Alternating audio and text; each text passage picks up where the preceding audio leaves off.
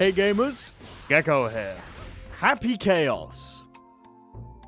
I'm sure that just elicited a reaction from quite a lot of you. If you are somehow unfamiliar, Happy Chaos has been top tier in Guilty Gear Strive basically since the character came out. After a little bit of labbing, it was found that he had extremely strong sequences, ridiculous stagger pressure, and very, very damaging mix-ups, as well as the ability to convert literally any hit with a little bit of resources into a full wall break super. For the longest time, this character absolutely terrorized the game, winning several majors back to back to back, to the point where even in Season 4, a Happy Chaos player known as Jack took the entire Arc World Tour. Granted, Jack is an amazing player. I'm not here to downplay his achievements or the achievements of any Happy Chaos player in the past. But he was such a prevalent and annoying character that Arxis decided that they were going to nerf him. And by nerf, I mean basically redesign his entire kit. And while it was thought that this was going to stop the character for a very long time, it turned out, no, actually, there's been another thing that has wormed its way into Happy Chaos' kit that has annoyed a lot of people. You see, while the redesign did tackle a lot of the problems that we talked about prior, it added a new one that has gotten on the nerve of a lot of people. Happy Chaos has an infinite block string. By making you block a charge shot and then doing a down portal and a up portal, it gives him enough time to regenerate either his focus or his bullet and continue the sequence again. If he does this perfectly, there is literally zero gaps for the blocking player to be able to get out of it. This sequence is actually very mechanically demanding, requiring several extremely tight links between the shots and the motion inputs to regenerate your resources. However, if executed perfectly, this is literally infinite and there is no way for the player to get out of it. How long did it take for the sequence to be found? 2 days. It only took 2 days. However, after the sequence came out, Arc System Works released a statement saying that they were going to be addressing it and fixing it in a emergency balance patch soon. So why are we talking about this? Arxis already know about it, the player base has known about it for a very long time, and Arxis have said they're going to address it and they're going to fix it. So why am I here today? Well, there's a little bit of controversy around it that's going to rear its head in about a week. I wanted to make sure that everyone's on the same page and knows exactly what we're in store for. While Arc System Works does know about the Infinite and has said that they are going to fix it in an upcoming update, Happy Chaos is not being banned from the game's first upcoming major. If you are going to EVO Japan, Happy Chaos is 100% legal at this tournament, and there is a chance that you will be put in this block string. Now, like I said before, this is an extremely high execution string. This is not something that every player is going to be able to do. In fact, the likelihood is, if you're below High Vanquisher, you haven't even seen a Happy Chaos player do this. I'm at Mid Vanquisher, and I've never seen a Happy Chaos player do this. However, despite of this, several tournaments are banning the character, with the most notable one being TNS, the biggest online weekly in North America. Probably. It's the one I always hear about. I don't know about American tournaments. This is due to Jack, of all people, taking the Happy Chaos Infinite and winning the entirety of TNS with it. TNS have basically said they're going to ban the character until the patch comes out to fix him, and several other tournaments have actually followed suit. Funnily enough, I don't think Seoul EU has, and we'll get onto why in just a little bit. So why was Happy Chaos banned from TNS? Well, the sequence itself is ridiculously strong, even if it's not conducted in a way that makes it infinite. Under the correct conditions, which have the opponent directly in the corner, so there's no way for them to backdash, players are literally not able to do anything about it, and is entirely on the Happy Chaos player to mess up the sequence in order to lose. This isn't something that's specific to Strive. There's a lot of Kosoge fighting games that have sequences like these. However, it is very rare for a sequence to be so strong in Strive that it requires the aggressor to mess up so that the defender can do anything. Strive defense is committal, but there are generally ways to get out of basically every sequence. The last time that Happy Chaos had a sequence similar to this, it wasn't even as strong because you were supposed to be able to dash block it, but even then Arxis addressed it relatively quickly. Jack did this for the entirety of TNS and won it on the winner's side, meaning that he didn't lose a set to anyone. Obviously, with one of the best players in the region doing something extremely strong, you're probably going to want to ban it because he's probably just going to win every week. This has honestly been a conversation that a lot of players have had in NA about Happy Chaos just because of how prevalent Jack has been for a very long time.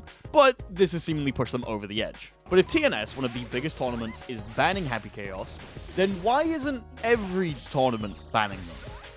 Well, it comes down to a couple of things. To begin with, the sequence that Jack was doing technically wasn't the Infinite. The Infinite only works if your back is against the corner, meaning that you have nowhere to escape to. Several of the sequences that Jack did to win were escapable just by very, very unconventional means. It's gotten to the point where there is tech where you can backdash a shot and 6p another one to have them completely whiff it. Or you backdash the charge shot during the time of the sequence to make sure that you don't get hit. If you are not in the corner, this sequence is not infinite. It's just very, very, very strong and very annoying. As you can probably see over on this side of the screen, I've had a Twitter video playing that explains how to get out of these, showing examples. I'll leave it in the description below, though, so you can see it for yourself. And the second thing is, there's only a couple people in the world that can actually do this. Jack is obviously one of them, being arguably the best Happy Chaos player ever. But in EU, the best Happy Chaos player is Leffen Dazen right now, and neither of them actually enter open tournaments that often. And as I said, this is a ridiculously hard sequence.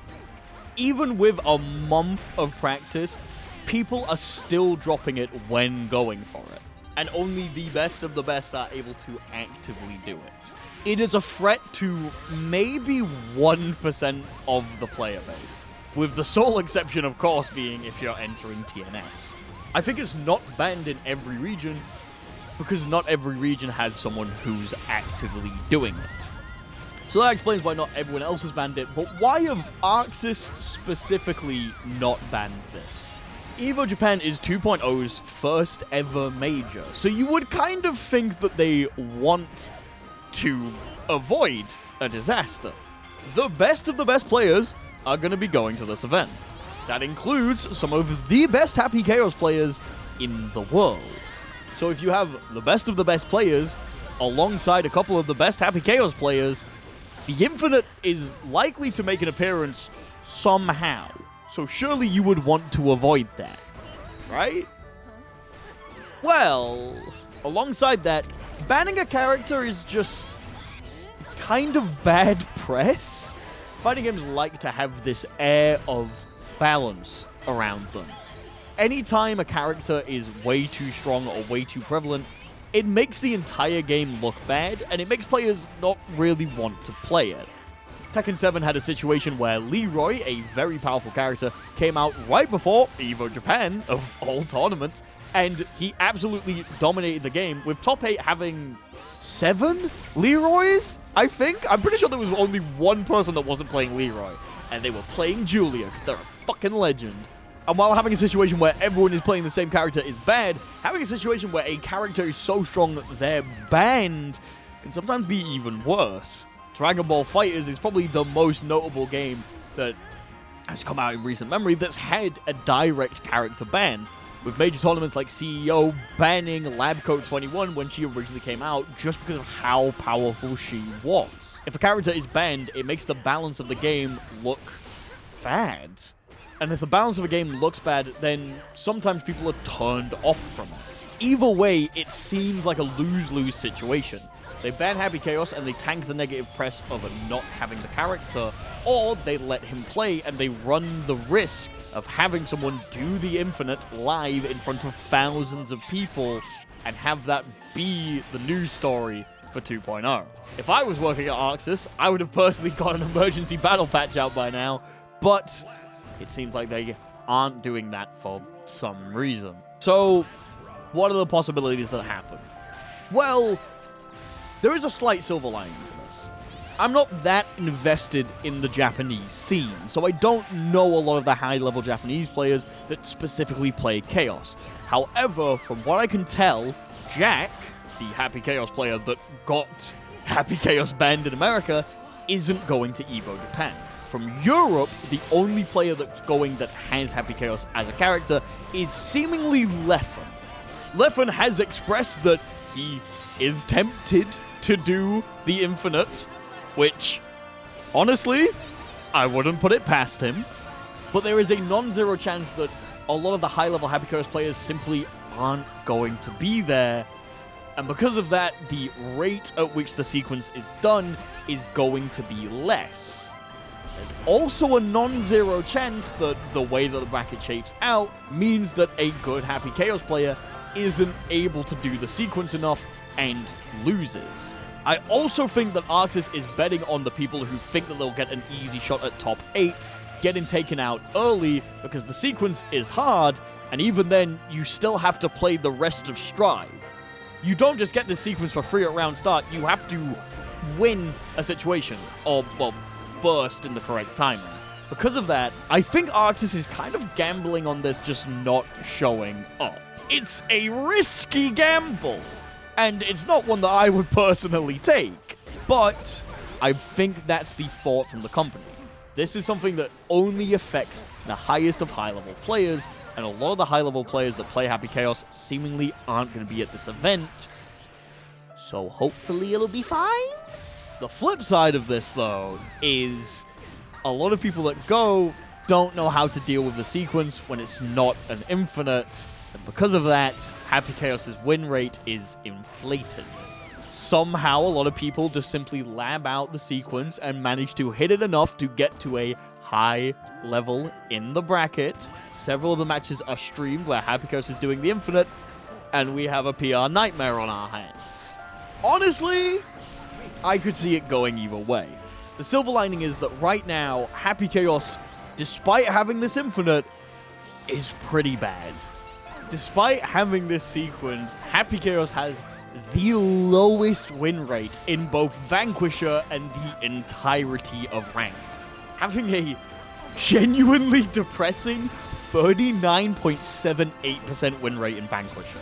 For context, the highest win rate character right now is Zato, with a 53.57% win rate. I've told all of you.